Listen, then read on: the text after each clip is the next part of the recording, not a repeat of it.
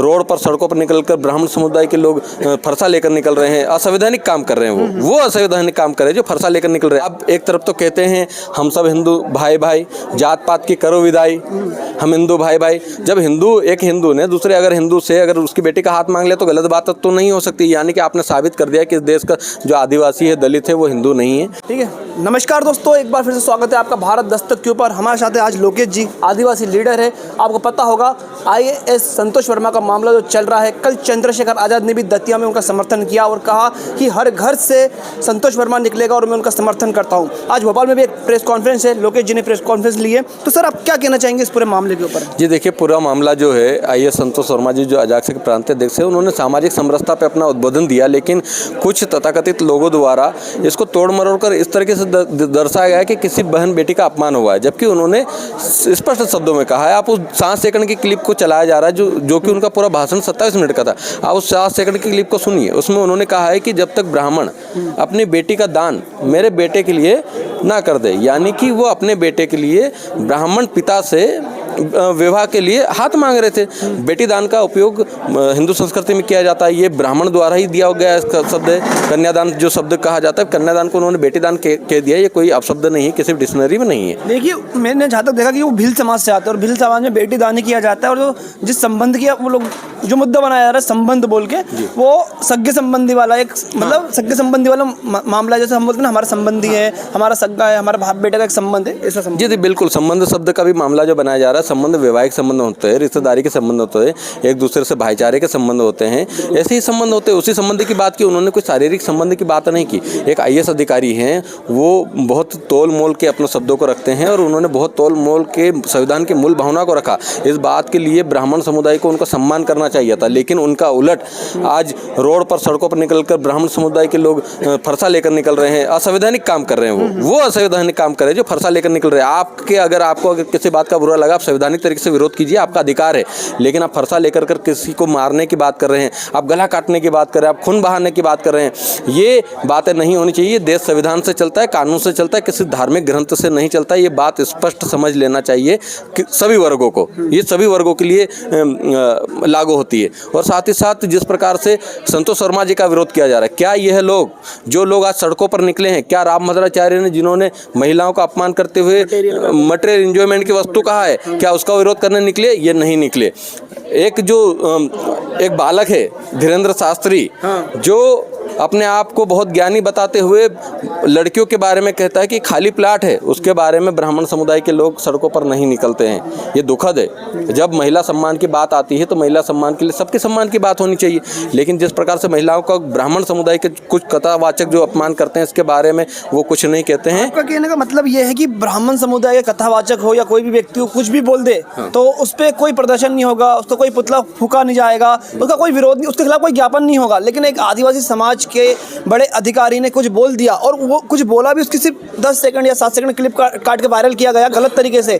उनका आदिवासी होना ही ये घातक साबित हो रहा है उनके लिए, इसलिए उनका ब्राह्मण समाज के ओर से मतलब उनका पुतला फूका जा रहा है या ज्ञापन दिया जा रहा है। जी बिल्कुल, यही हो रहा है कि आप एक तरफ तो कहते हैं हम सब हिंदू भाई भाई, जात पात की करो विदाई, हम हिंदू भाई भाई। जब एक हिंदू ने दूसरे अगर हिंदू से अगर उसकी बेटी का हाथ मांग ले तो गलत बात तो नहीं हो सकती। यानी कि आपने साबित कर दिया कि इस देश का जो आदिवासी है, दलित है, वो हिंदू नहीं है। इस बात को खुद प्रूव कर रहे हैं और ये बता रहे हैं कि आप हमारी लायक नहीं। वो बार बार औकात की बात कर रहे हैं। भाई, औकात सबकी है।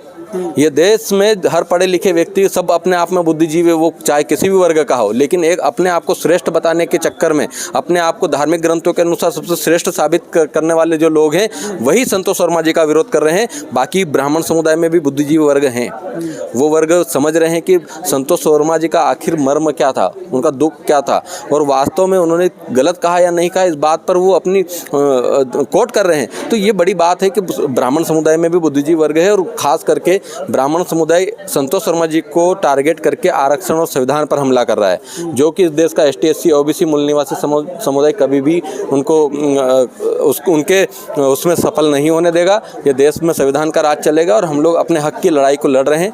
अभी हम लोगों ने एक ऐलान भी किया है। आप लोगों ने एक ऐलान किया है, SC ST OBC संगठन एक संयुक्त प्रेस वार्ता करी है, जिसमें कहा है कि आप एक बड़ा आंदोलन करेंगे और भोपाल में 5 लाख लोगों का इकट्ठा करेंगे और समर्थन में एक ज्ञापन भी देंगे। जी बिल्कुल, अभी हम लोगों के चरणबद्ध आंदोलन चलेंगे।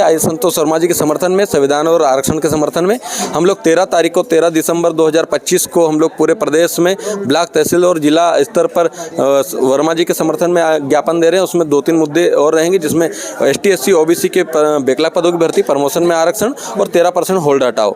इसके बाद में हम लोगों ने 18 जनवरी 2026 को एक बड़ा आंदोलन की घोषणा की, जिसका हम लोगों ने नाम रखा है संविधान बचाओ जन आक्रोश महाआंदोलन, जिसमें 5 लाख से अधिक जनसंख्या में ST SC OBC और माइनॉरिटी समाज के लोग भी एकत्रित होंगे और अपनी ताकत दिखाकर हम संविधान की शपथ लेंगे और हम बताएंगे कि पूरे देश को एक मैसेज देना चाहते हैं कि देश संविधान से चलेगा और संविधान को हम लोग आगे रखकर इस बात को हम लोग कहेंगे और IAS संतोष शर्मा जी का समर्थन करेंगे, क्योंकि ये जात पात की विदाई करनी है। अब हम लोगों की एक बारी आ चुकी, 10% की करो विदाई, 90% की बारी आई, उस बात को हम लोग आगे बढ़ा रहे हैं। बाबा है जो कई यात्राएं निकाल रहे हैं, सनातन एकता यात्रा, वो कहते हैं कि जात पात की करो विदाई, हम सब हिंदू भाई भाई, और आपका कहना है कि 10% की करो विदाई, हम 90% भाई भाई। जी बिल्कुल, यही हम लोग कहना चाह रहे हैं। जात पात की अभी जब हक और अधिकार की जब बात आती है तो फिर अगर आप लोगों ने छेड़ा ही है तो हम लोग भी हमारे जनसंख्या के अनुपात में हमारा आरक्षण और हमारा प्रतिनिधित्व होना चाहिए, और प्रतिनिधित्व अगर नहीं दिया जा रहा है तो हम लोग भी कह रहे हैं कि 10% की करो विदाई,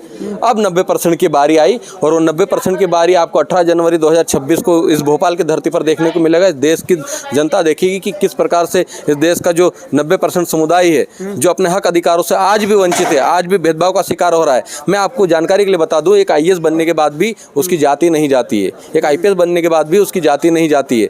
अगर दलित राष्ट्रपति बन जाते हैं तो उसको दलित राष्ट्रपति कहा जाता है, मंदिर में घुसने नहीं दिया जाता, मंदिर को धोया जाता है, यानी कि आप राष्ट्रपति का भी सम्मान नहीं करें।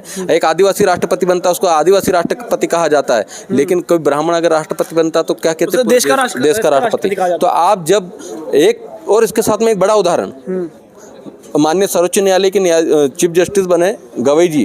उन पूरे भारत देश में पहली बार इतिहास में ऐसा हुआ कि जातिगत दुर्भावना के कारण जज पर जूता फेंका गया है। ये बहुत ही दुख का विषय है। अगर इतने बड़े व्यक्ति होने के बाद भी जातिगत दुर्भावना का शिकार हो रहे हैं तो जातिगत व्यवस्था अगर है तो उसमें जातिगत आधार पर जो प्रतिनिधित्व मिला है वो मिलते रहना चाहिए। तो हमारे साथ ये लोकेश जी थे, इनका कहना है कि 18 जनवरी को एक बहुत बड़ा महाआंदोलन होगा भोपाल के अंदर, कि 5 लाख SC ST और OBC के लोग इकट्ठा होंगे। तो आइए देखते हैं आगे क्या होता है, और सारी खबर देखने के भारत दस्तक को सब्सक्राइब और फॉलो जरूर कर लीजिए। धन्यवाद।